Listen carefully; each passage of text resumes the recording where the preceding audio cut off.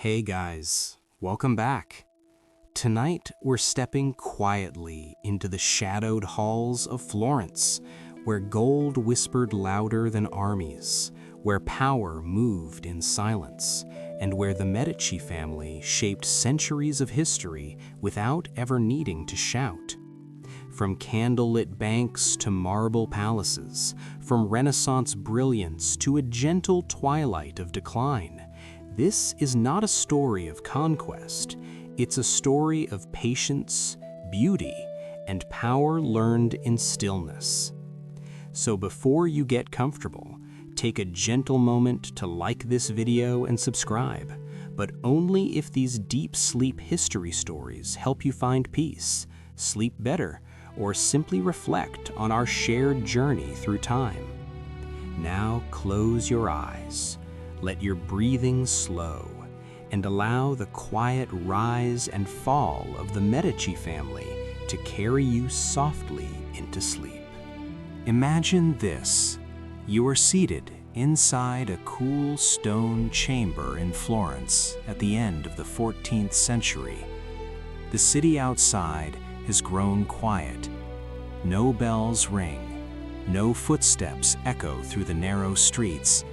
Only the soft, deliberate sound of gold coins touching one another breaks the silence. Click, clink, a slow, careful rhythm. This is not the sound of war, nor the roar of crowds. This is the sound of power being assembled patiently, one coin at a time. Let your shoulders soften. Breathe slowly. We are traveling back to the year 1397, to the origins of the Medici family, long before they ruled Florence in name, yet already shaping its fate in shadow. Giovanni de' Medici does not sit on a throne. He does not wear armor or command armies. He prefers a wooden desk worn smooth by years of quiet work. A candle flickers beside him, its flame trembling gently, casting slow-moving shadows across parchment and stone. The quill in his hand glides across vellum with a soft, satisfying whisper, recording numbers that seem ordinary, yet carry extraordinary weight. Giovanni understands something most men overlook. True power does not announce itself. It listens. It observes, it waits. As Florence sleeps, he counts florins, small, round discs of gold that feel cool against the skin, heavy with promise. Each coin carries the mark of the city, but in Giovanni's hands, they become something more. They become trust. In a world where merchants gamble fortunes on uncertain seas and nobles burn wealth on pride, Giovanni builds something quieter, steadier, and far more enduring. He builds a reputation. His bank does not grow through spectacle, it grows through reliability, through silence, through the calm assurance that when money is placed in Medici hands, it will be safe, accounted for, and returned. Listen closely now. The soft scrape of the quill, the gentle exhale of breath, the faint clink of gold settling into neat rows. This is relaxing history, not rushed, not loud. Florence itself seems to lean inward, as if listening. The Medici rise begins not with ambition shouted into the streets, but with discipline practiced in darkness. Giovanni avoids the dangerous games of political boasting. He understands the city's fears, its fragile balance between commerce, faith, and pride. He lends carefully, chooses allies quietly, and never forgets that memory, especially financial memory, lasts longer than bloodlines. In these moments, power is not seized, it is invited. And tonight, as the candle burns lower, Giovanni closes his ledger with a sense of calm certainty. He knows something others do not yet see. The future belongs to those who remain steady while the world rushes past. The Medici story begins here, not in marble palaces or painted ceilings, but in the soft glow of candlelight, where patience becomes destiny. As the candlelight dims and the streets of Florence remain hushed, Giovanni de' Medici understands that power confined to one city is fragile. True stability must travel. It must whisper its name beyond familiar walls. And so quietly, without banners or proclamations, the Medici Bank extends its reach toward Rome. Imagine the journey not as a dramatic procession, but as a measured series of letters folded carefully, sealed with wax, carried by steady hands along dusty roads. Each letter contains more than numbers. It carries trust. Rome at this time is not merely a city of faith. It is a complex machine of influence, debt, ambition, and human need. The church requires funds to function, to build, to govern, to forgive. Giovanni sees what others hesitate to acknowledge. Even sacred power relies on earthly systems. He offers not dominance, but reliability, not control, but calm. Listen now to the subtle sounds of this expansion. The soft crackle of wax sealing parchment, the gentle rustle of robes as clerks move through stone corridors, the low murmur of negotiations spoken just above a whisper. Giovanni never demands attention, he earns it. His bank becomes the quiet answer to Rome's unspoken anxieties. Money moves smoothly, records remain precise, debts are remembered without cruelty. In return, the Medici name gains something far more valuable than gold: access. In this world, influence is not seized by force. It flows through corridors where silence is respected. Giovanni's genius lies in restraint. He avoids the temptation to grow too fast, too visibly. He understands that envy awakens enemies. So the Medici remain indispensable yet understated, present yet unobtrusive. Florence benefits from this connection as well. Funds pass safely through Medici hands, linking merchants, popes, and princes in an invisible web. Each transaction tightens the weave. Each successful exchange deepens trust. The rhythm remains soothing. Coin against wood, ink upon parchment, breath in, breath out. This is relaxing history, unfolding at the pace of a heartbeat.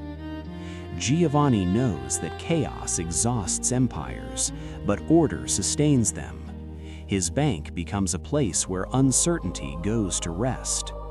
At night, as Rome sleeps beneath its ancient stones, ledgers are balanced by candlelight. No one applauds, no one notices, and that is precisely the point. Power that announces itself invites resistance. Power that reassures is welcomed. Slowly, inevitably, the Medici position themselves at the crossroads of faith and finance. They do not rule Rome, yet Rome listens. They do not command Florence, yet Florence depends. Giovanni's rise is not dramatic, but it is irreversible. Like water carving stone, his influence shapes the future through persistence rather than force. As the candle burns lower once more, Giovanni closes another ledger. The numbers align, the silence holds. Somewhere between Florence and Rome, a new kind of power has taken root, one that thrives not on spectacle, but on trust maintained in darkness. The night grows deeper now, and the candle burns low, its flame steady but gentle, as if aware that its work is almost done.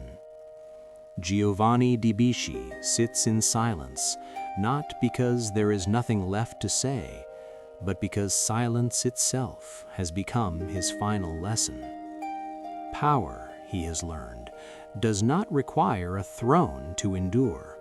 It requires structure, memory, continuity.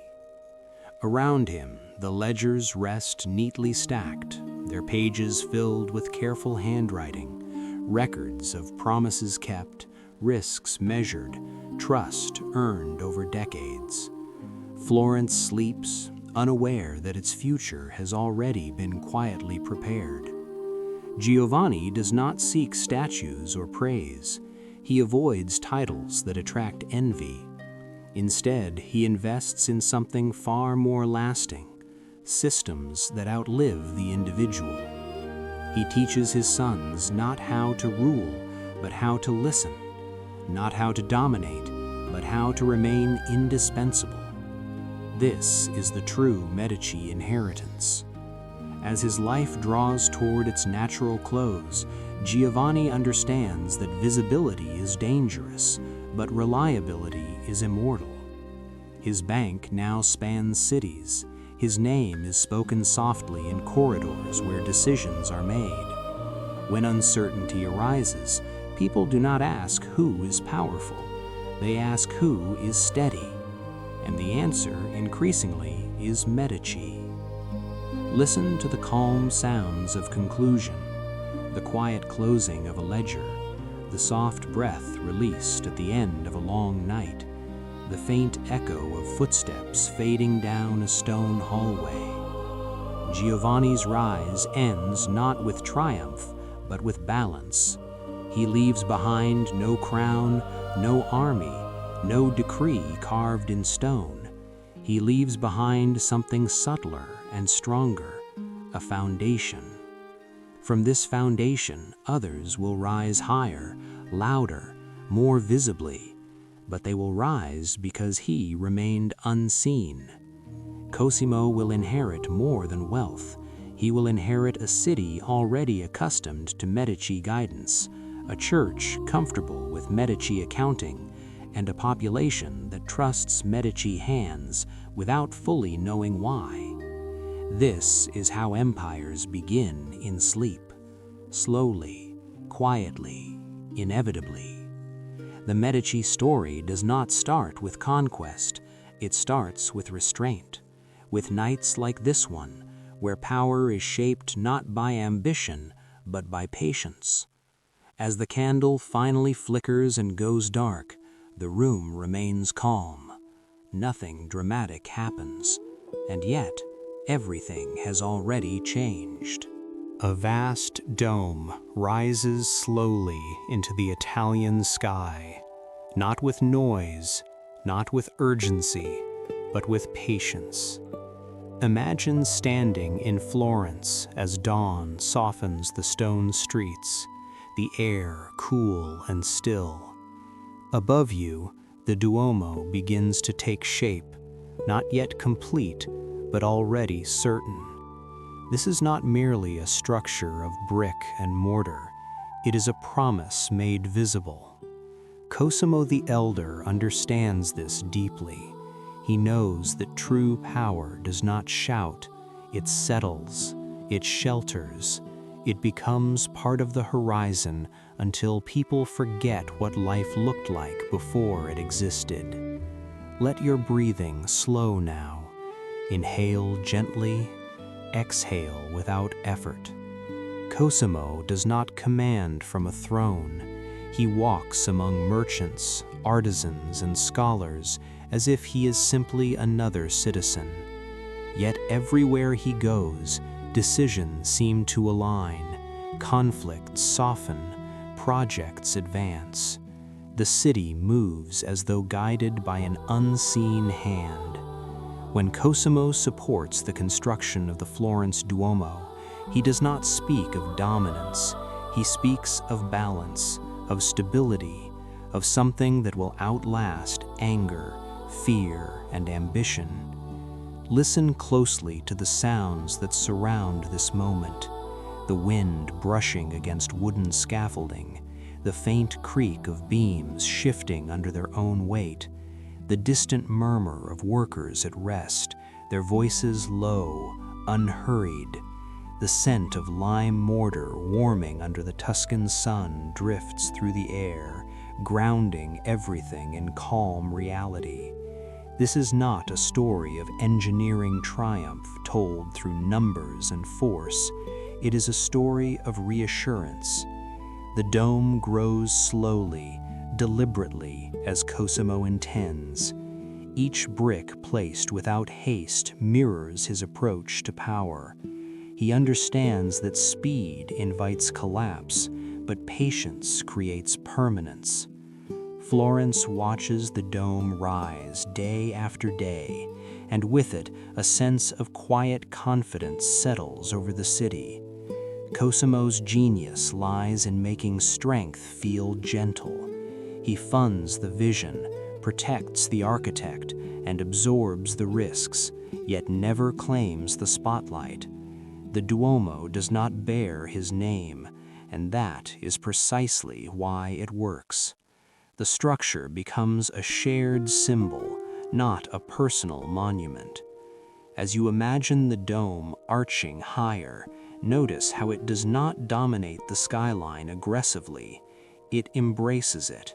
It anchors the city beneath it, offering a feeling of order and calm. Cosimo understands that architecture shapes the mind as much as politics shapes law.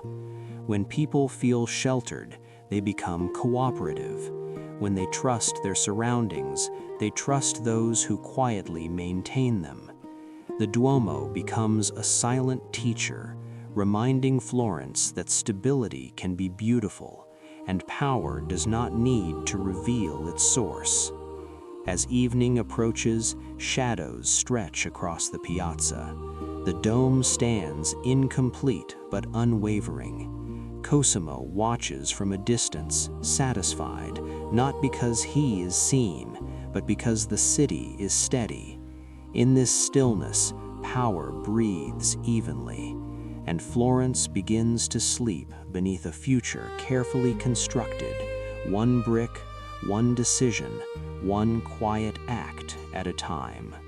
As the dome continues its slow ascent, another figure moves quietly beneath it. Often misunderstood, often doubted, yet unwavering in vision. Filippo Brunelleschi does not speak easily to crowds.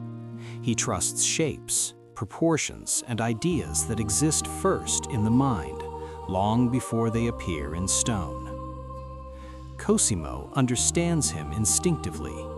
He recognizes the familiar rhythm of a man working ahead of his time, vulnerable not to failure, but to interference. True creation, Cosimo knows, requires protection, so he does not hover, he does not instruct.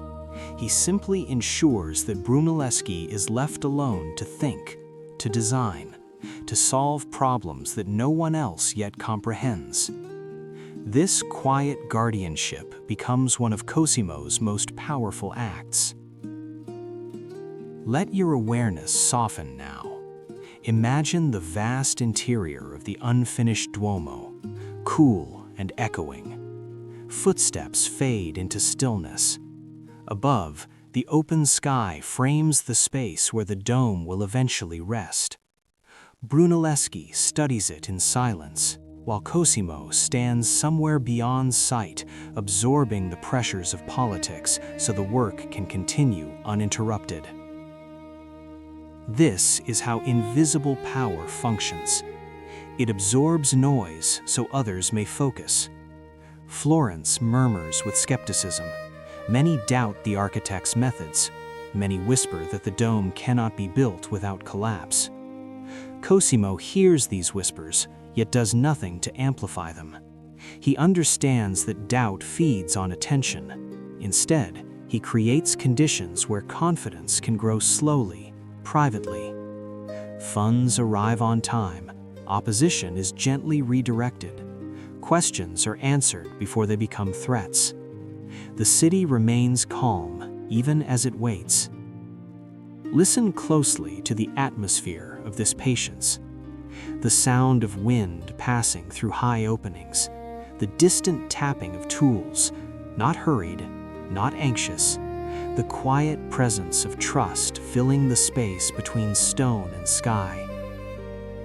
Cosimo does not need to explain Brunelleschi's vision to the public.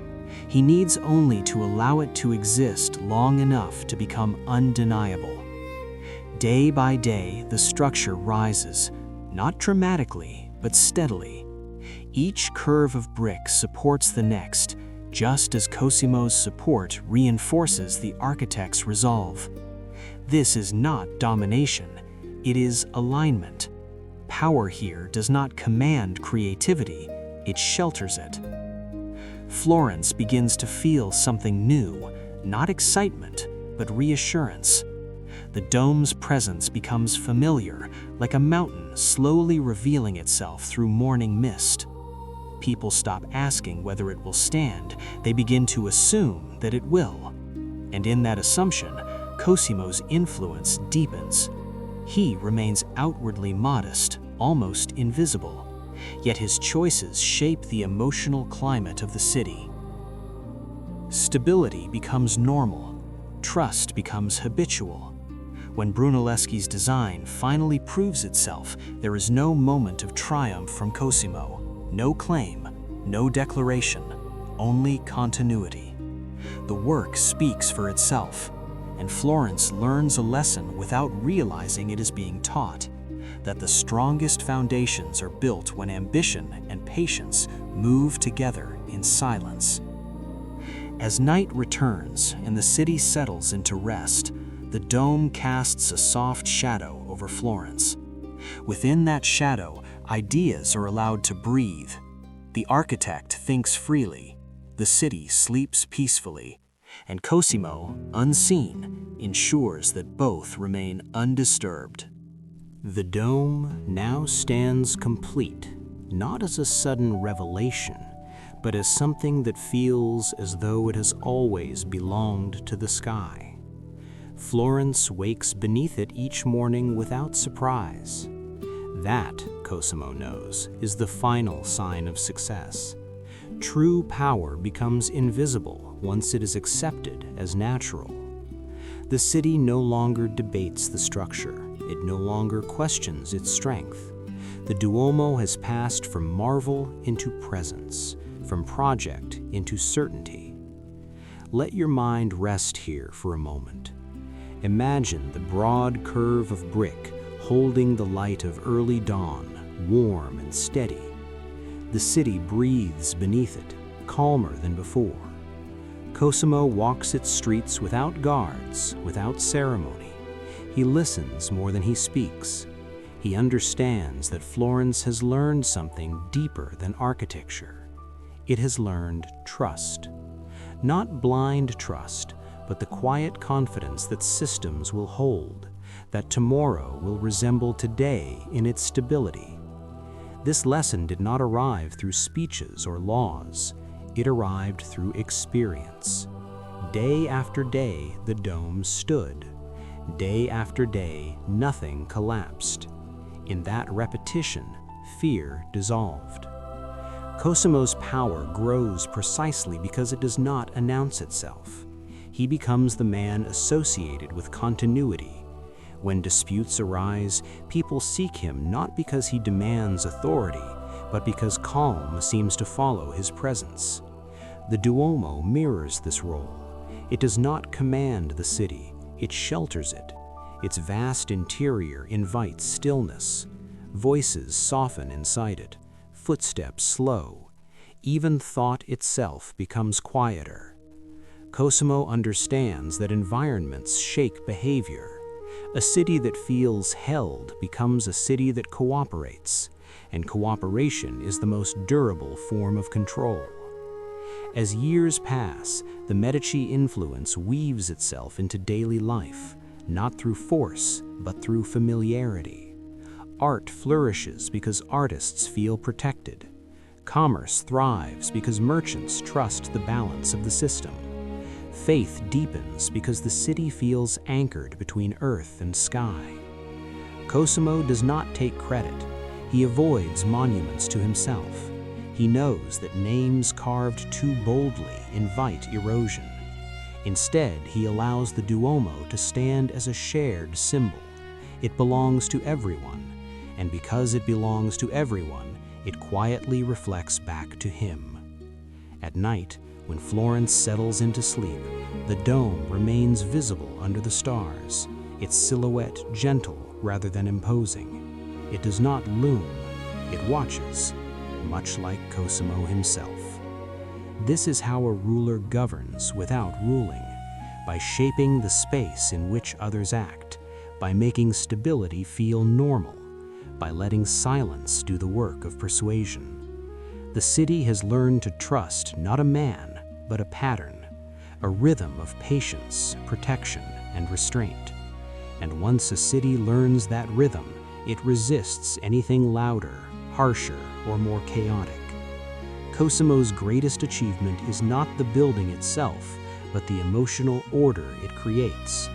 Florence becomes a place where ambition slows, where ideas mature, where power rests rather than hunts. As you imagine the city now, wrapped in quiet light, allow your thoughts to slow with it. The dome stands, the streets are calm, the night is kind. Nothing demands your attention. And in that gentle stillness, the lesson of Cosimo endures, that the strongest forces are the ones that make you feel safe enough to sleep. In a quiet garden, hidden behind high stone walls, the air carries more than silence. It carries the faint sweetness of citrus blossoms, the warmth of sun-soaked earth, and the unmistakable scent of fresh oil paint still drying on canvas. This is Florence in its golden hour, not of the day, but of history itself. Lorenzo de' Medici is here, though not announced, not surrounded by ceremony. He walks slowly, listening, observing, allowing beauty to unfold around him without interruption. Let your breathing soften. Inhale gently, as if you can sense the cool night air brushing your skin. Lorenzo is often remembered as the Magnificent, a title heavy with spectacle, but tonight he is something quieter. He is a guardian of atmosphere. He understands that power can be exercised not through command, but through cultivation. In these gardens, young artists wander freely. Their hands still smell of pigments ground by mortar and stone. Their clothes carry the faint texture of velvet and linen, softened by use.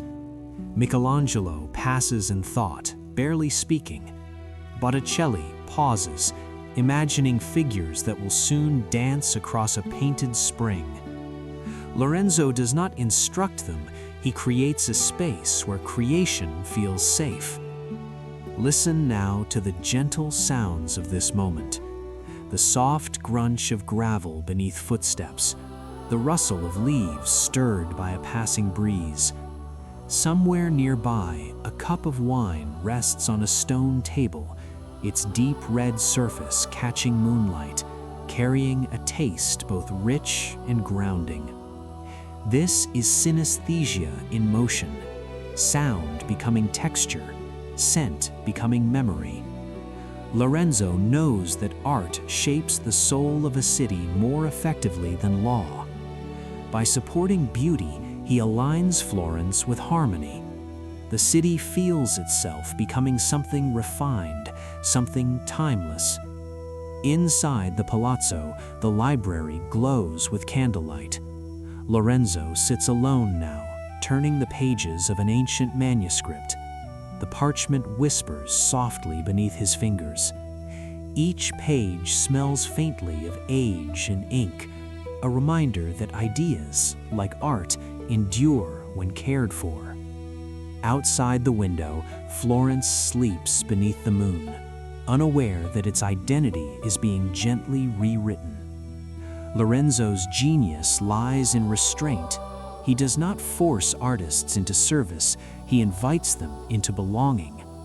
In return, they give Florence images that calm the mind and elevate the spirit. Paintings like Primavera are not merely decorations, they are emotional anchors. Soft figures, flowing garments, eternal spring. These images teach the city how to feel, how to slow down, how to trust beauty. Power under Lorenzo becomes atmospheric. It is breathed in, not argued over. As the night deepens, the scent of oil paint mingles with the cool air. The gardens grow quieter. The city rests. And Florence drifts gently into an age where control feels like inspiration and authority feels like art. As night settles deeper over Florence, the city does not retreat into darkness. Instead, it softens. Candlelight glows behind tall windows, and the scent of wax, wine, and parchment drifts through quiet corridors. Lorenzo de' Medici understands this hour well. It is the hour when words are unnecessary, when impressions linger longer than arguments. He has learned that art can travel where armies cannot, and persuade where threats only harden resistance. Let your mind slow as you imagine a painted panel being carefully wrapped in linen, its surface still carrying the faint smell of oil and resin. This painting will leave Florence not as a declaration of power, but as a gesture, a gift. In the courts of Milan, Venice, Naples, and Rome, Lorenzo's presence arrives before his messengers do. It arrives through color, through harmony, through scenes that suggest peace even while ambition stirs beneath him. He does not negotiate with force, he negotiates with atmosphere. When a rival city receives a Medici-sponsored artwork, it receives more than beauty, it receives reassurance. The figures are calm, the composition's balanced, nothing feels aggressive. And in that calm, defenses lower. Lorenzo understands human nature intimately. People relax in the presence of beauty. They listen more, they resist less. This is diplomacy designed for the senses rather than the mind. Listen closely to the quiet mechanics of this exchange, the soft brush of fabric against wood, the low murmur of courtiers pausing before a painting, the faint intake of breath when eyes meet something unexpectedly graceful. These moments are fleeting, yet they shape decisions more powerfully than speeches. Florence becomes known not only as a financial center, but as a source of refinement. To oppose Florence begins to feel like opposing culture itself. Lorenzo never states this openly. He lets others arrive at the conclusion on their own. In his own palazzo, evenings unfold slowly. Music drifts through rooms where diplomats sit beneath frescoed ceilings. The notes are gentle, almost weightless, lingering just long enough to soothe tension. Wine is poured, deep and warm, coating the tongue with familiarity. Conversations slow, edges soften. Agreements form, not through pressure, but through comfort. Lorenzo listens carefully, often saying little. He allows silence to do the work of persuasion. This is the golden subtlety of his reign. Power does not demand, it invites. Art becomes a shared language that transcends rivalry. Painters, poets, and philosophers gather under Medici protection, knowing that their work carries influence beyond its immediate beauty. A poem calms a dispute. A sculpture suggests permanence. A painting implies order. Florence exports these sensations quietly, and Italy absorbs them almost without noticing. As the night grows still, Lorenzo reflects not on dominance, but on balance. He knows that lasting control must feel voluntary. If people believe they are choosing peace, they will defend it themselves. Art makes that belief possible. It turns submission into appreciation, control into admiration. As you imagine Florence now, wrapped in a hush of candlelight and color, allow the city's rhythm to slow your thoughts. This is history for sleep, where influence moves gently, like a lullaby. Lorenzo's world does not shake with conquest. It hums softly with agreement. And in that hum, Florence holds the peninsula together, not by force of arms, but by the quiet authority of beauty. The painting rests in quiet confidence, its surface glowing softly as candlelight drifts across it. Figures move without urgency. Flowers bloom without season. In this world, spring never ends. Lorenzo de' Medici understands the power of this illusion. He does not mistake it for reality, but he knows how deeply the human spirit longs for it. As night deepens in Florence, the city seems wrapped in a gentle promise that beauty can pause time, that harmony can hold. Let your breathing slow as your attention settles on the imagined texture of paint, smooth in some places, delicately raised in others. The scent of oil and varnish lingers faintly, mixing with the cool night air. Lorenzo sits nearby, not as a ruler surveying symbols, but as a curator of feeling. He knows that primavera is more than art. It is a mood carefully composed, a vision where conflict dissolves into rhythm and power wears the mask of grace. The city absorbs this vision quietly. People walk past gardens and palaces carrying a softened sense of order. The taste of citrus on the tongue, the brush of velvet sleeves, the warmth of afternoon light remembered long after dusk. These sensations accumulate, creating an atmosphere where authority feels natural rather than imposed. Lorenzo's mastery lies in sustaining this atmosphere. He understands that as long as Florence believes in perpetual renewal, it will tolerate the unseen mechanisms that maintain it. Art becomes a gentle veil over complexity. Behind it, finances shift, alliances recalibrate, and tensions are managed without spectacle. Yet even Lorenzo senses the fragility of this spring. He reads ancient histories late into the night, pages whispering warnings of cycles that repeat. He knows that beauty can soothe, but it cannot freeze time.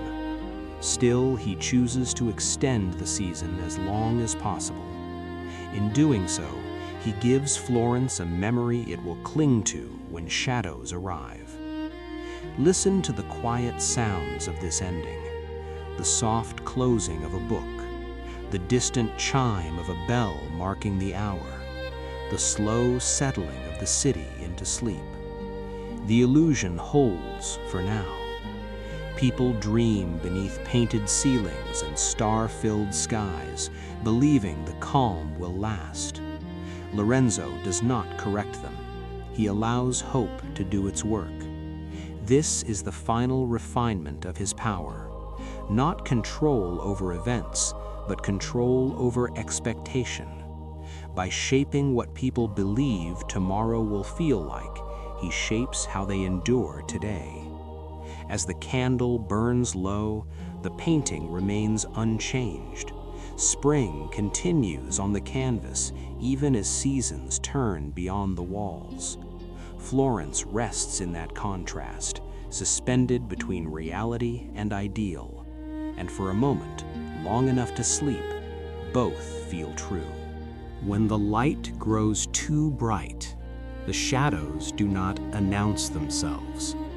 They arrive quietly, carried on whispers, on fear, on the tired breath of a city that has lived too long in splendor. Florence is cold tonight, not with winter, but with uncertainty. The Medici are gone. Their palaces stand silent, their gardens unattended, their art left behind like a dream interrupted. In the center of the city, a fire begins to breathe. Not roaring, not raging, just a steady crackle. Listen to it now. The dry wood splits softly. Tick, crack, tick. A rhythm slow enough to calm the mind. Girolamo Savonarola stands near the flames, his voice distant, almost unreal, as if carried by the wind rather than spoken. He speaks of purity, of cleansing, of burning away excess. But tonight, we do not move closer. We stay at a distance. We observe the fire as one observes the sea, aware of its power, yet not drawn into its pull. Objects are carried forward gently. Mirrors, books, fabrics that once felt rich beneath the fingers. They touch the fire and they change. Color curls inward, edges soften, shapes disappear. The flames do not hurry, they take their time. The city watches, quiet, almost relieved. The fire becomes white noise for a restless Florence. It hisses softly, it breathes, it reassures by repetition. Savonarola's Florence believes it is waking from a long, indulgent sleep. The Renaissance glow fades, replaced by something stark and simple. Yet beneath the moral certainty, something fragile trembles. Power has shifted again, as it always does. The Medici absence leaves space, and space invites voices that promise clarity. Listen again to the fire. Tick, tick, crack. The sound is steady, predictable. It asks nothing of you. It does not judge. It only consumes what is placed before it. This is dark history, but told gently. No screams, no chaos, just the soft erasure of things once cherished. Savonarola believes the flames are a cure, that by burning symbols he can burn desire itself. But desire does not live in objects, it lives in memory, and memory cannot be reduced to ash. Still, the fire continues, and Florence, tired of brilliance, allows itself to be lulled by the promise of simplicity. The Medici, once architects of atmosphere, are now only echoes. Their control has dissolved, not with violence, but with absence, and the fire fills the silence they leave behind. As the night deepens, the flames lower. Ash drifts upward, light as breath. Let your thoughts drift with it.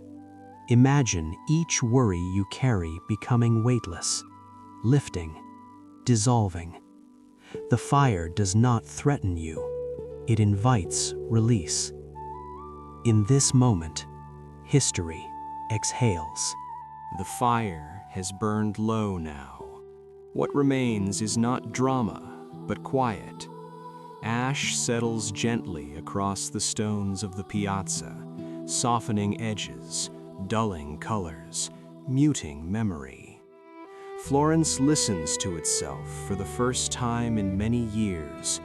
Without the Medici, the city feels lighter and strangely unmoored. Power has not vanished, it has simply stepped back, leaving behind an unfamiliar silence. Let your breathing slow as you imagine the streets at dawn. No banners, no music, just the faint echo of footsteps and the distant coo of pigeons perched on cold marble. Savonarola's words still linger in the air, but their intensity has softened into routine. The city begins to live inside the discipline he promised. Simple clothing, plain gatherings, austerity that feels clean at first, almost refreshing. The absence of color becomes its own kind of order. But beneath this surface calm, Florence senses something missing. The Medici were more than rulers. They were a rhythm. Their presence shaped expectation. Their absence removes the familiar pattern that once guided daily life. People speak more cautiously now. Decisions take longer. Creativity hesitates, unsure whether it is still welcome. Listen closely to this new soundscape. There is no roar, no protest, just the hush of uncertainty. Footsteps pause more often. Doors close earlier. Conversations end before they deepen. Savonarola's Florence is quieter, but it is not restful. The silence carries weight, and weight, over time, becomes fatigue. The city begins to understand that restraint without warmth can chill the spirit. The Medici exile was meant to cleanse, but it also removed the shadow that once absorbed tension. Without that shadow, Florence feels exposed. Every disagreement feels sharper, every moral demand heavier. Savonarola offers certainty, but certainty leaves little room to breathe. The fire that once comforted now flickers in memory, its sound replaced by stillness too complete to soothe. Let your mind rest here, observing without judgment. This is how power transforms, through absence as much as presence. The Medici learned to rule by shaping atmosphere. Savonarola rules by narrowing it. One calms, the other tightens. Florence adapts, as cities always do, but adaptation is not the same as flourishing. Art retreats indoors. Ideas lower their voices. The city that once hummed with quiet confidence now walks carefully, as if afraid to disturb something fragile. At night, the streets empty early. The echo of a single step can travel too far. This emptiness becomes its own form of white noise, a vast, hollow calm that invites sleep, but not peace. The Medici name is rarely spoken aloud, yet it lingers everywhere, like warmth remembered after a fire has gone out. People do not ask for them back, not yet, but they begin to remember how stability once felt. Memory, unlike objects, cannot be burned. It waits, and Florence, tired of extremes, begins to long for balance again. As the city settles into another night, allow your thoughts to soften with it. The streets are empty. The air is cool. Nothing demands action. This chapter of history is not loud. It is a pause, a long breath held between flames and return. And in that breath, the city sleeps, dreaming of shadows that once made the light easier to bear. The fire is gone now. What remains is a faint warmth beneath the stones and a thin veil of ash carried by the night wind. Florence exhales slowly, as if waking from a fevered dream. The certainty that once burned so brightly begins to cool. Savonarola's voice, once sharp and commanding, loses its echo. The city listens differently now. Without the distraction of flame, people notice the quiet weight of judgment. It presses gently at first, then steadily. Rules multiply, expectations tighten. The simplicity that once felt cleansing becomes constricting. Let your breathing slow as you imagine the soft sound of ash being brushed aside by a passing foot. It makes no noise, only a whisper. This whisper spreads through Florence. Conversations begin again, cautiously. Questions return, not loudly, but persistently. Savonarola's vision demanded purity without compromise. History rarely sustains such rigidity. The city begins to sense the imbalance. Beauty had once softened power, now austerity sharpens it. The absence of color drains warmth from daily life. Even devotion grows strained when it is enforced rather than chosen. Listen closely to the new white noise of this moment, not fire, but wind, a low, steady breath moving through narrow streets. It carries the smell of stone, of old wood, of something unfinished. Florence feels suspended, neither illuminated nor consumed.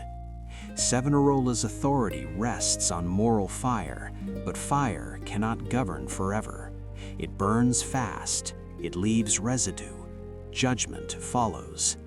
Slowly, inevitably, the city turns its gaze back upon the man who once guided it. The crowd that gathered to cleanse now gathers to question. This is not chaos, it is fatigue. The mind grows tired of extremes. Balance calls softly. Savonarola is condemned by the same mechanism he used to condemn others. His fall is swift, but not violent. It feels like gravity restoring order. The city watches without celebration. There is no joy in this ending, only recognition. Power that narrows life too much eventually collapses inward. As the final embers cool, Florence is left with space again. Space invites memory, and memory invites return. The Medici are still absent, yet their influence drifts back like warmth remembered after winter. People recall the ease of trust, the comfort of shared beauty, the way art once allowed disagreements to rest. No one announces a desire for their return. It arrives quietly, as longing often does. The cycle completes itself without ceremony. Ash settles, wind moves on, the city remains. This is dark history, but it is also gentle.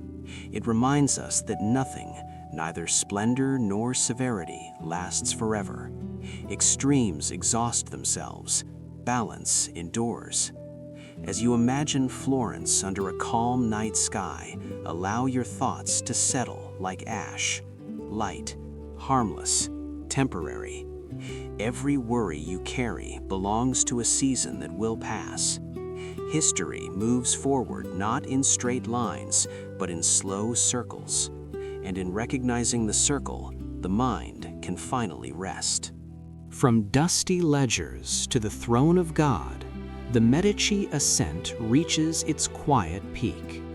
The air changes as we leave Florence behind. It grows cooler, heavier, infused with incense and stone. Imagine the Vatican at dawn, long before crowds gather.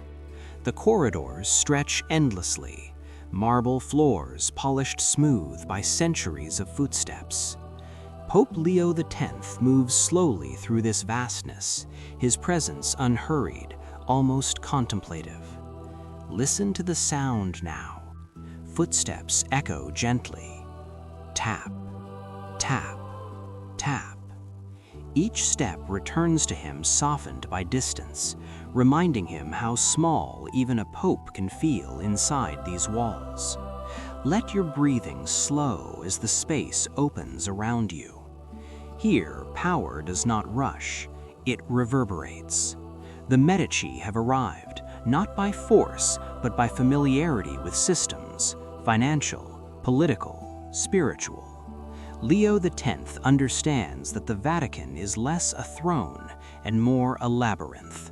Its strength lies in continuity, ritual, and the illusion of timelessness. Candles flicker along the walls, their light trembling across frescoes that watch silently. The scent of incense floats through the halls, warm and grounding, inviting stillness. Leo does not stride, he glides. His robes brush softly against stone, fabric whispering with each movement. The sound is soothing, repetitive, almost hypnotic. This is history designed for sleep. In these halls, time does not move forward, it circles. Prayers murmured in one century sound the same in the next. Leo X knows this, and he leans into it. He governs not through urgency, but through reassurance. The church under Medici hands becomes a place where art, faith, and authority merge into a single atmosphere. Spatial awareness dissolves. High ceilings lift thought upward. Long corridors narrow perspective, making the individual feel protected, guided, contained. This is not accidental. The Vatican is a masterwork of emotional architecture. Leo X uses it instinctively. His footsteps echo not to intimidate, but to remind. Power here is larger than any one man. Somewhere in the distance, a choir rehearses softly. Voices rise and fall like breath. Sound fills the space without demanding attention. It wraps around you, as the Vatican wraps around its inhabitants. Leo pauses before a window. Light filters through thick glass, muted and gentle. Outside, the world changes rapidly. Inside, everything remains. This contrast calms the mind. The Medici once mastered Florence by shaping atmosphere. Now they do the same on a sacred scale. Leo X is not in a hurry. Eternity does not require speed. He moves onward, footsteps fading down the corridor. Tap, tap, tap. Each echo lingers just long enough to be felt, then disappears. Power here does not shout, it resonates. And in that resonance, the mind can finally rest. The corridors feel longer now. Not wider, not brighter. Longer. Sound takes more time to return. Pope Clement VII walks more slowly than his predecessor, as if the marble beneath his feet carries memory and asks to be respected. Each step echoes deeper. Thud, thud, thud. The sound does not bounce playfully, it sinks. Clement senses the weight of history pressing gently but persistently against his shoulders. Let your breathing slow as the space expands around you. High ceilings disappear into shadow. Light pools softly on the floor, never fully reaching the walls. The Vatican remains eternal, but the world beyond its stone grows restless. Clement VII understands the difference. Leo X moved through these halls with confidence, trusting continuity.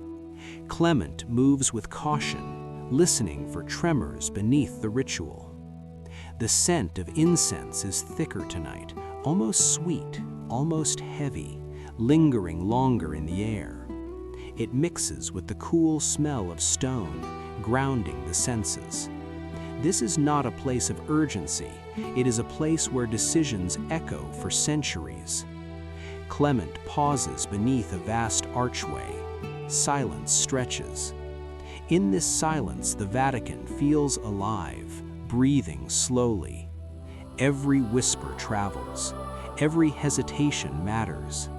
Spatial sound here is not comforting, it is instructive. It reminds the listener that they are part of something far larger than themselves. Clement does not raise his voice, he barely speaks. Power here is not in volume, but in restraint. Outside these walls, kingdoms argue, reformers speak loudly, and armies gather. Inside, the church holds its breath. Clement feels the tension between movement and stillness. The Medici have reached the highest altar, yet even here they cannot escape uncertainty. The footsteps continue. Thud, thud, thud. The rhythm becomes hypnotic, steady enough to calm the mind. The vastness of the space makes individual worries feel small, almost irrelevant. Clement's role is not to dominate time, but to endure it. He understands that eternity is not light, it is heavy. It presses down gently until only patience remains. In the chapels, candles burn steadily, refusing drama. Their flames do not flicker wildly, they hold. The walls absorb centuries of prayer, smoothing sharp edges of fear. Clement rests his hand briefly on cool marble. The touch grounds him. Stone does not hurry, stone remembers. The Vatican teaches this lesson silently to all who walk its halls. As night deepens, the corridors seem to stretch even further, as if inviting the mind to wander and release its grip on the present. Clement turns a corner, his footsteps fading, swallowed by distance. The echo lingers just long enough to be felt, then dissolves. Power here does not comfort with warmth, it comforts with scale.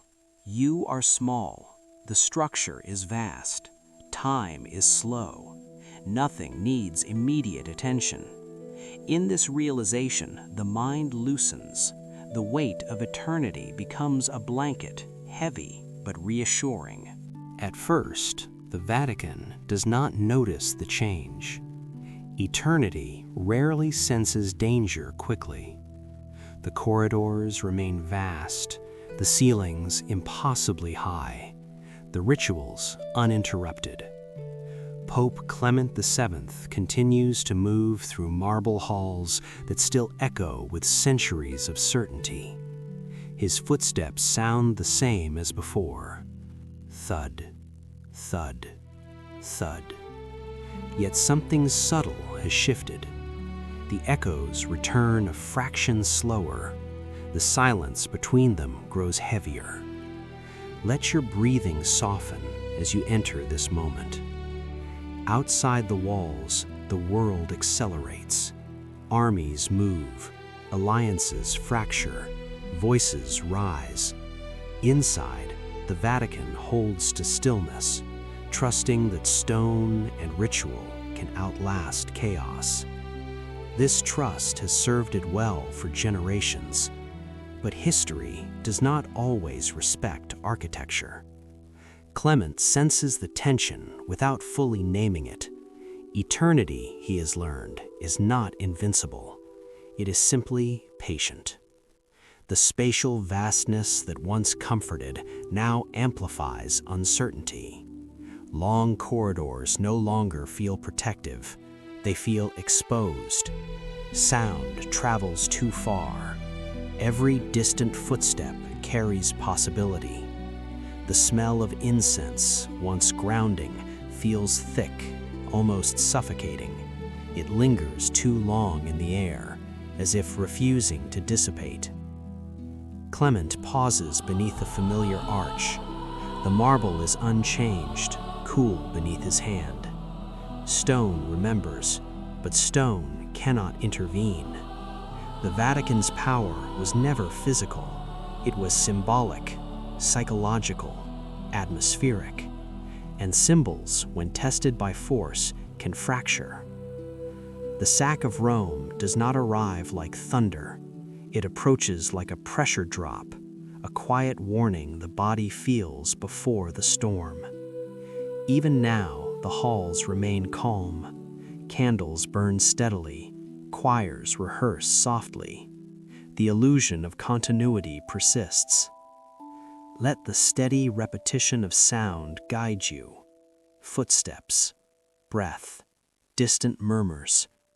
This is the last moment when eternity feels intact. Clement carries the weight of the Medici legacy here, deeper than any bank vault or Florentine palace. To reach the throne of God was supposed to place the family beyond history's reach. Instead, it places them at its center. The vastness of the Vatican no longer makes one feel small and safe. It makes one feel visible, exposed to time. Clement understands this now. Power that stretches too far becomes fragile at its edges. Eternity does not shatter loudly. It cracks quietly, almost politely. A tremor runs through confidence. Ritual continues, but belief hesitates. The spatial silence you feel now is different. It is no longer a shelter. It is a pause before impact. Let your thoughts slow even further. There is nothing to fix here, nothing to prevent. History has already chosen its direction. Clement walks on, footsteps steady despite the shift. Thud, thud, thud. Each echo fades into distance, thinner than before. The Vatican remains standing, but something essential has changed. The Medici have reached the highest point power can offer and discovered that height does not stop the fall. As night settles over Rome, the corridors darken. Space becomes vast again, but now it feels hollow. Eternity has revealed its limit, and in recognizing that limit, the mind can rest. No power lasts forever. No structure is immune to time. Even the grandest halls eventually echo differently. Let that knowledge ease you. The story does not end here. It simply moves on, slower, heavier, quieter. And as history exhales, you are invited to do the same. A woman in black crosses the border quietly. There's no procession worthy of Florence, no echoing halls like the Vatican. Instead, there is fog. Thick, pale fog rising from the river Seine, wrapping the French court in softness and uncertainty. Catherine de' Medici arrives not as a conqueror, but as a presence. Let your breathing slow as you imagine the texture of her world. Heavy velvet absorbs sound. Footsteps disappear into carpet.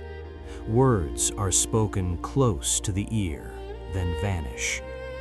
Catherine stands at a tall window inside the Louvre.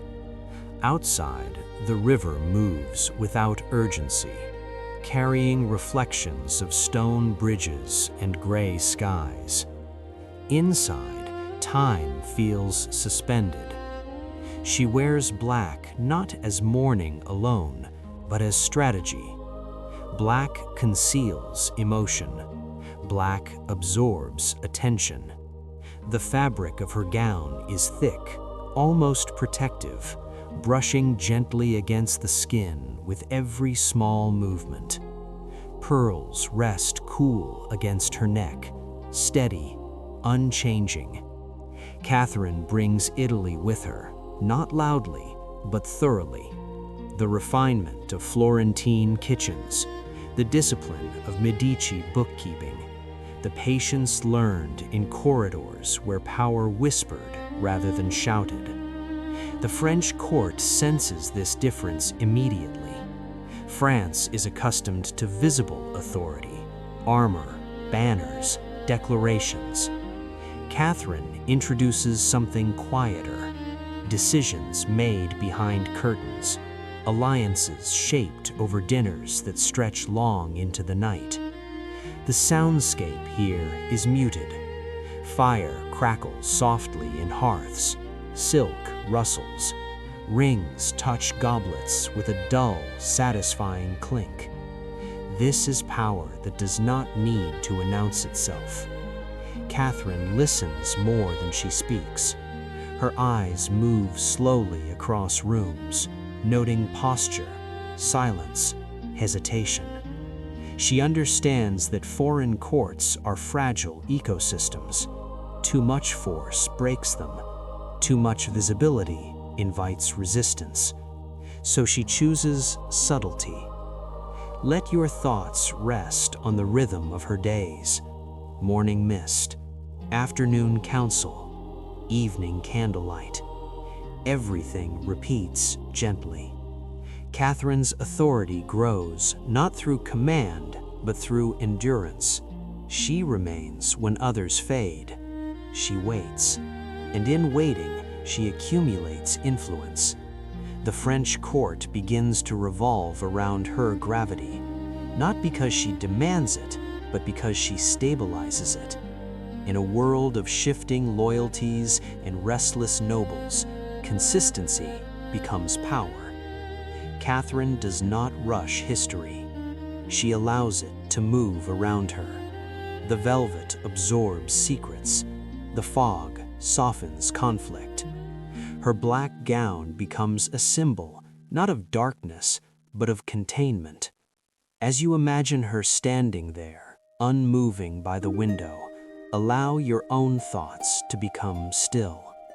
The river flows. The room remains warm. Nothing requires your action. This is how Medici power travels abroad, not as conquest, but as atmosphere. Night settles gently over the French court, and with it comes a different kind of sound. Not the echoing marble of Rome, not the open plazas of Florence, but the muffled hush of velvet-lined rooms. Catherine de' Medici moves within this quiet as if it were a familiar garment.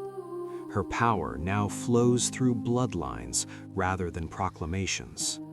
Children sleep in distant chambers, their breathing steady, unaware that their futures are being shaped in rooms warmed by candlelight. Let your breathing slow as you imagine the texture of the night. Velvet curtains draw closed, sealing secrets inside. The air smells faintly of wax and smoke, of something contained and deliberate. Catherine understands that dynasties survive not by brilliance alone, but by continuity. Each marriage, each alliance is a thread woven carefully into a larger fabric. She does not pull these threads sharply, she tightens them slowly, allowing resistance to dissolve into acceptance. The French court is restless beneath the surface. Religious tensions murmur like distant thunder, never quite breaking, always present. Catherine listens to these murmurs without reacting. Reaction is noise. Patience is control. She sits at long tables where conversation drifts between faith and loyalty, between fear and ambition. Her hands rest calmly, fingers cool against pearls, steady as stone. Decisions here are not announced, they are felt later when outcomes seem inevitable. This is how whispered wars are fought. No banners rise, no armies march through these rooms. Instead, influence moves invisibly through favors granted, delays imposed, silences maintained. The texture of power is soft, almost comforting. It wraps around the court, dulling sharp edges. Catherine understands the danger of open conflict. France has seen too much blood. So she manages tension like a flame kept low, preventing it from flaring too brightly. Let your thoughts rest on the rhythm of this restraint. Days pass, candles are replaced, names are repeated in prayer and conversation. Bloodlines extend, branch, intertwine. Catherine watches carefully, aware that survival depends on balance. Too much force shatters families. Too little invites chaos. She walks narrow corridors late at night, her steps nearly silent on worn floors.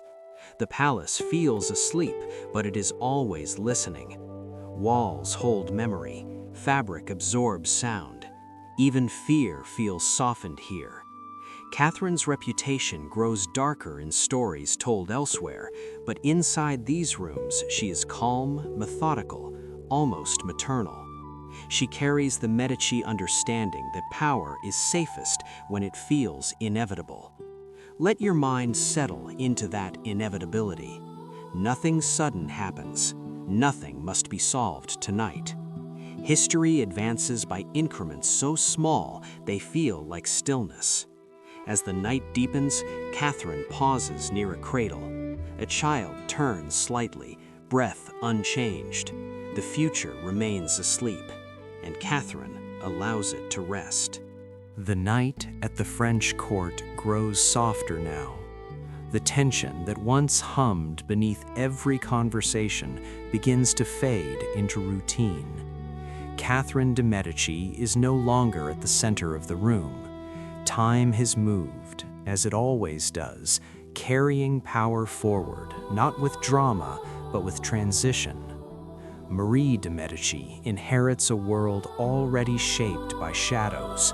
She does not arrive wrapped in fear or intrigue. She arrives wrapped in memory. Let your breathing slow as you imagine her presence. Lighter fabrics replace heavy mourning black. Colors return, muted but visible. Deep blues, soft golds, the gentle sheen of silk under candlelight. Marie stands where Catherine once stood, near tall windows overlooking Paris. The river still moves the same way. The fog still rises, but the atmosphere has shifted. Power here is no longer being forged, it is being remembered. Marie governs not through constant vigilance, but through preservation. She maintains the structures Catherine built, allowing them to settle into habit. The French court feels less taut, more ceremonial. Decisions still occur behind curtains, but their urgency has softened. The whispered wars have quieted into protocols. Let your thoughts rest on this easing. Marie understands that inheritance is not about innovation, it is about continuity. She honors the Medici instinct to stabilize rather than dominate. Art becomes central again, not as persuasion, but as reassurance. Paintings line walls, not to intimidate, but to soothe. Music returns to halls as background rather than signal. The texture of power grows gentler. Where Catherine absorbed tension, Marie diffuses it. Her presence is maternal in a different way, less protective, more commemorative. She embodies the afterglow of Medici influence when its sharp edges have been worn smooth by time.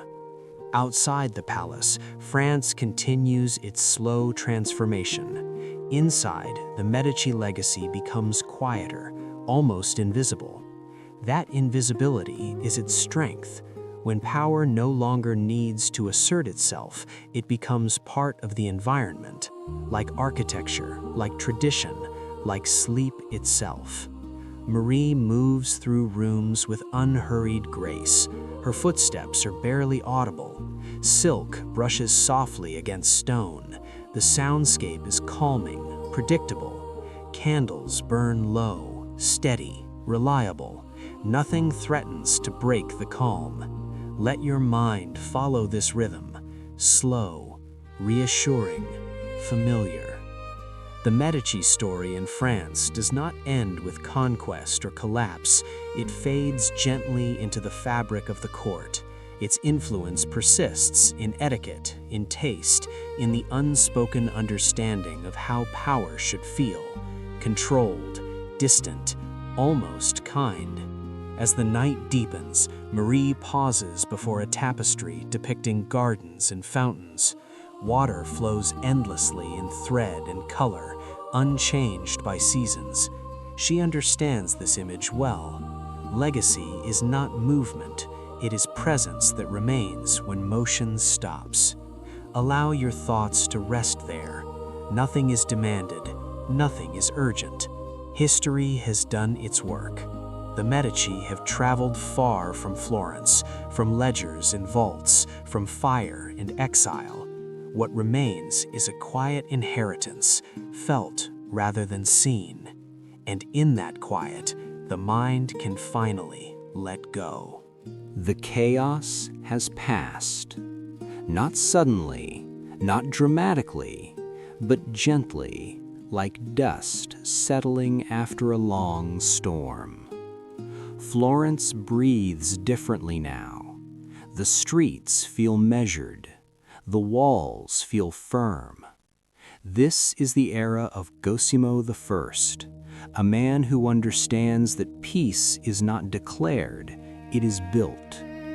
Let your breathing slow as you imagine the weight of stone beneath your feet. Thick walls rise around the city, not to threaten, but to reassure. They hold the night in place. They protect sleep. Cosimo does not rule with spectacle. He rules with structure. His presence is steady, almost quiet. In the early hours of the morning, before the city stirs, he walks through administrative halls where every document rests where it should. The Uffizi begins its life not as a gallery, but as an instrument of order. Offices align along long corridors.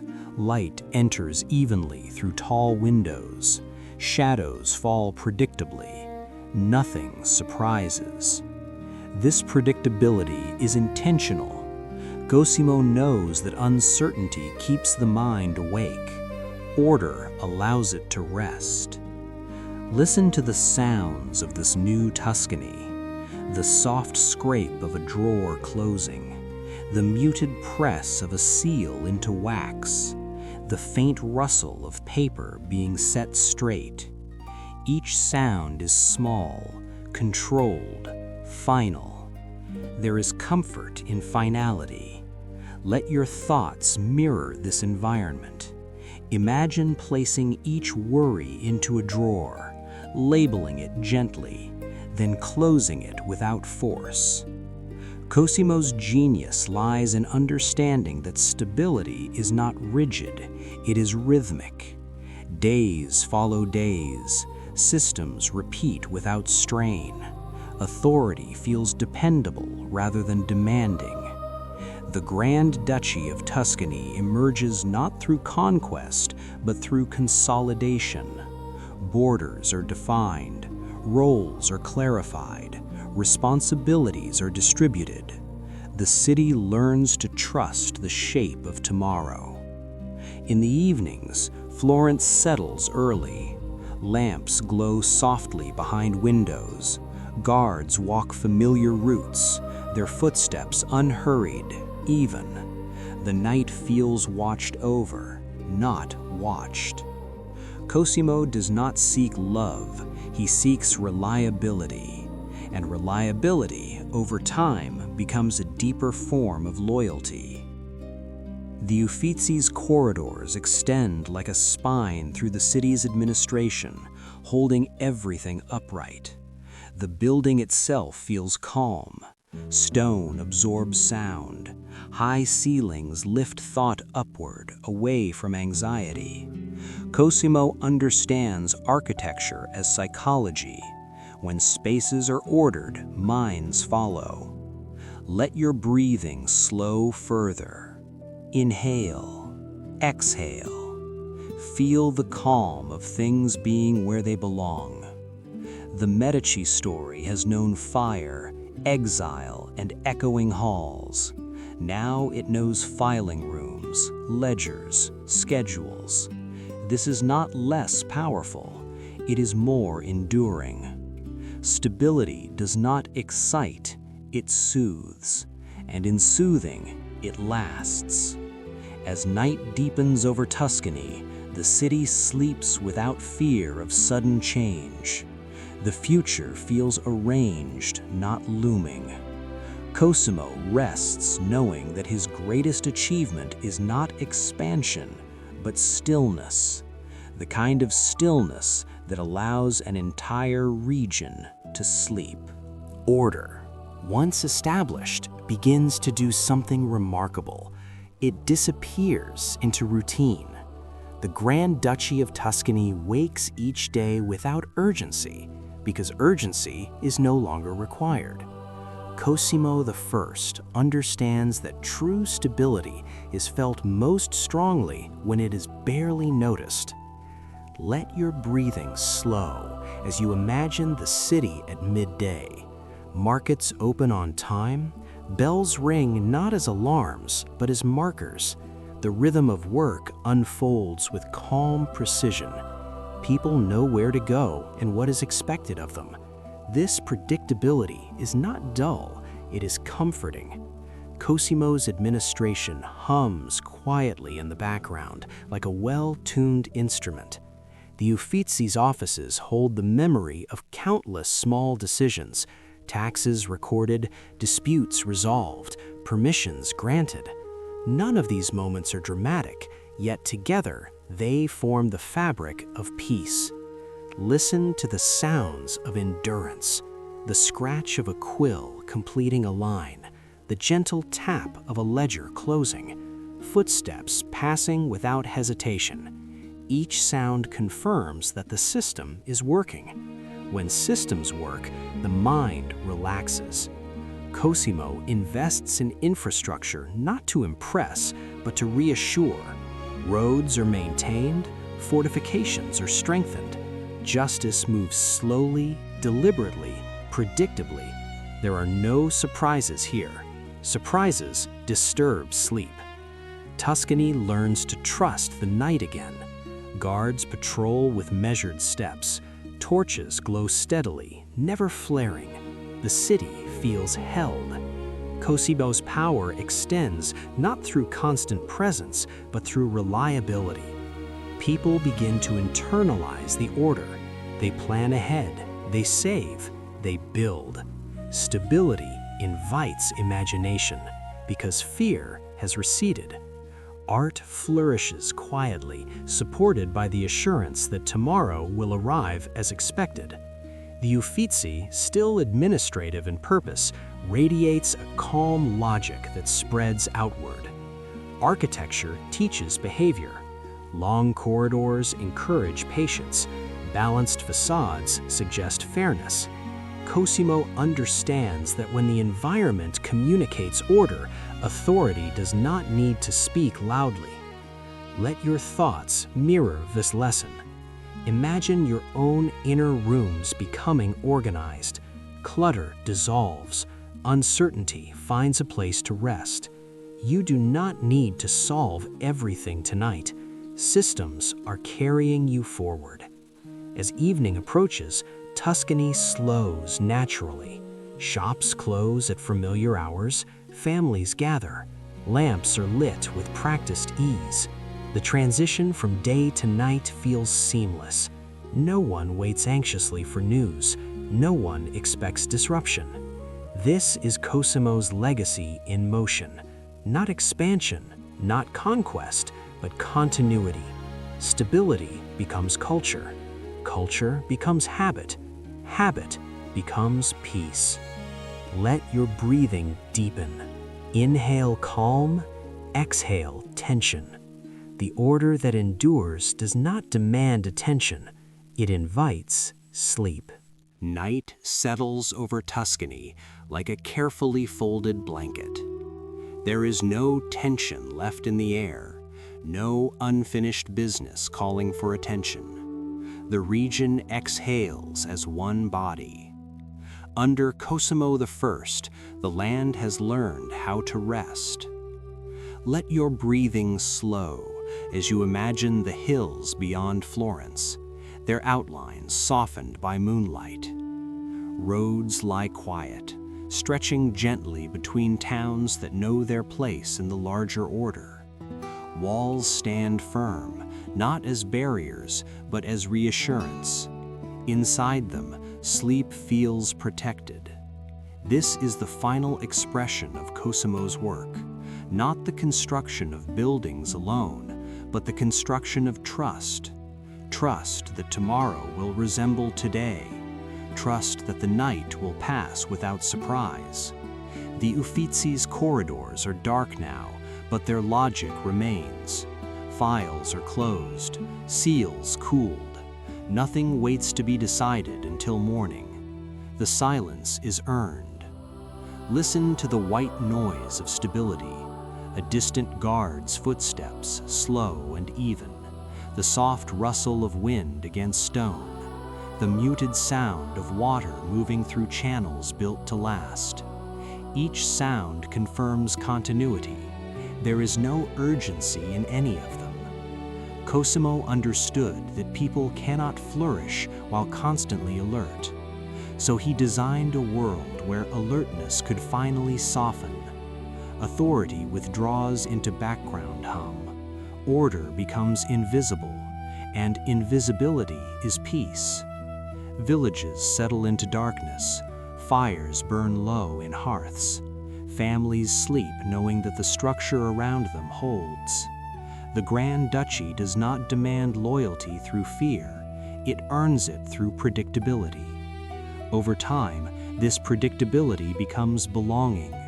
Belonging becomes identity. Tuscany no longer feels like a contested space. It feels like home. Let your thoughts rest on this transformation. Power that once arrived as spectacle has matured into landscape. You no longer see it directly, but you feel it everywhere, in the absence of panic, in the steadiness of routine, in the gentle certainty that nothing will intrude upon the night. Cosimo I does not need to be present in every room. His influence has settled into the walls, the schedules, the expectations people carry quietly within themselves. This is how a region sleeps. The Medici story, once filled with ambition, intrigue, exile, and fire, now resolves into calm. Not because conflict has vanished from the world, but because it has been contained. Boundaries hold, systems repeat, the mind relaxes. As you imagine Tuscany under this calm sky, allow your own thoughts to follow suit. You have done enough today.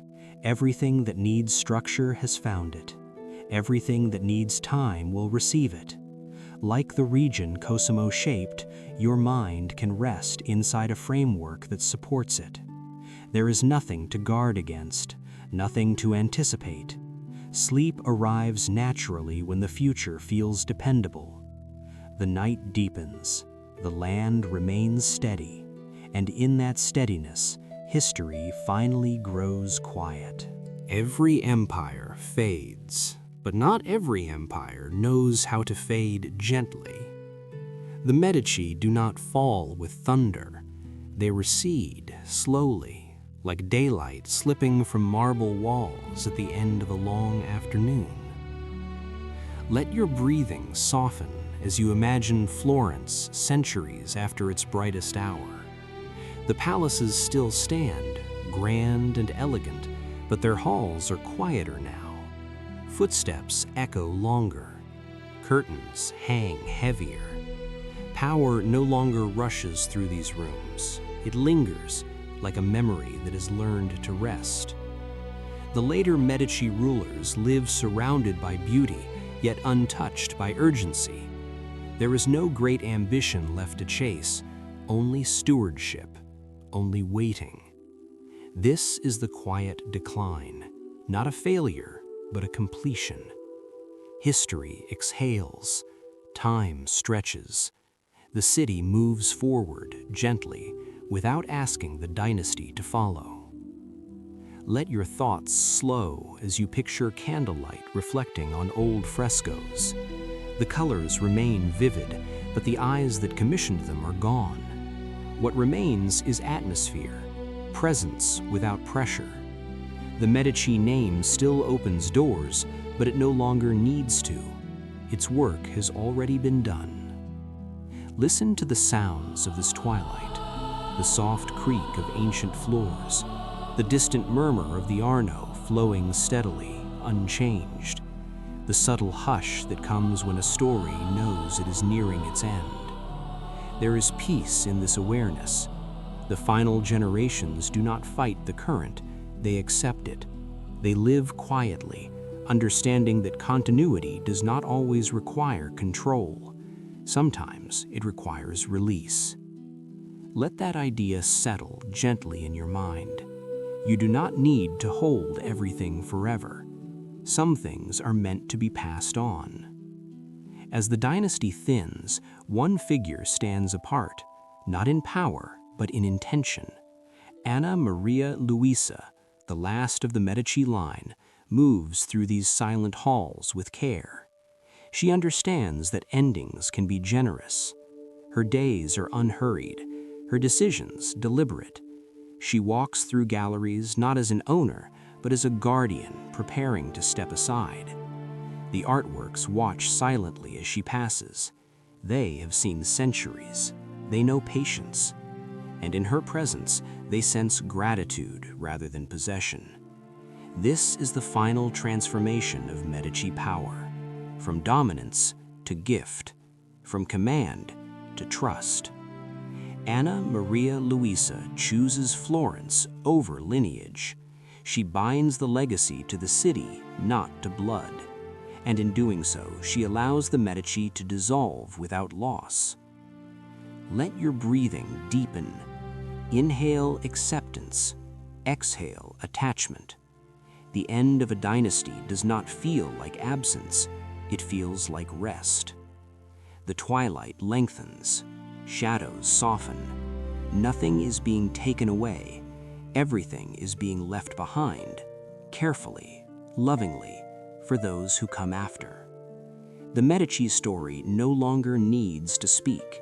It has become part of the night itself. As the Medici line reaches its final breath, something remarkable happens. Power, which once demanded attention, learns how to become quiet generosity. Anna Maria Luisa de' Medici understands this moment deeply. She walks through Florence not as a ruler, not even as a noble demanding remembrance, but as a caretaker finishing a long, careful task. Let your breathing slow as you imagine her moving through the galleries at dawn. Light enters softly through tall windows. Dust floats gently in the air, untroubled. Paintings rest where they have always rested. Sculptures stand patient, unafraid of time. Anna Maria Luisa pauses, listening to the silence she is about to preserve. Her decision is simple, yet immense. She binds the Medici collections to Florence forever, not as a possession of a family, but as a gift to a city, to a future she will never see. This act is not dramatic. There is no ceremony loud enough to disturb the morning. Just ink on parchment, a signature, a seal pressed calmly into wax. And with that, centuries of accumulation transform into shared memory. Listen to the sound of this moment. The faint brush of fabric as she turns away. The soft echo of her steps leaving the room. The silence that follows does not feel empty. It feels complete. The Medici legacy no longer needs guardians. It has become part of the city's breathing. Florence accepts the gift quietly, the way one accepts something sacred. No cheers, no urgency, just continuity. The city understands that this is not an end meant to be mourned. It is an ending meant to be trusted. Let that feeling settle into your body. Trust in endings that arrive gently. Trust in things that remain without needing control. Anna Maria Luisa does not cling to the past.